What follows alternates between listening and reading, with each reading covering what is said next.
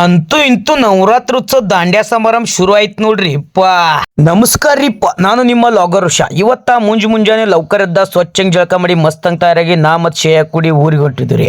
ಹೋಗ್ತಾ ಹಾದ್ಯಾಗ ಗಾಡಿ ಟೈರ್ ಹೊಡಿತ್ರಿ ಗಾಡಿ ಟೈರ್ ಹೊಡಿತ ಅಂತಲೇ ಹರುಗೇರಿಗೆ ಬಂದ ಟೈರ್ ಹಾಕೊಂಡ್ರಿ.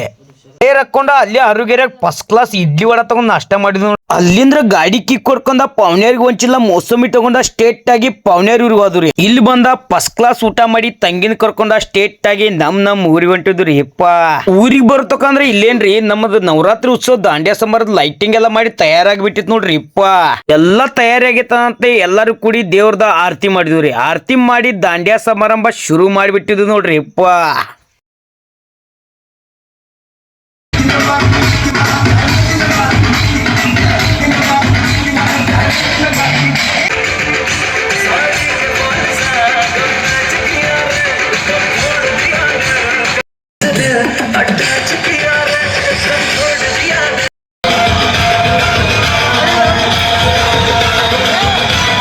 ವಿಡಿಯೋ ಇಷ್ಟ ರೀ. ಮತ್ತು ನಿಮ್ಗೆ ದಾಂಡ್ಯಾ ಸಮಾರಂಭ ಮತ್ತು ಲೈಟಿಂಗ್ ಹೆಂಗೆ ಅನ್ಸ್ತದ ಕಮೆಂಟ್ ಮಾಡ್ರಿ.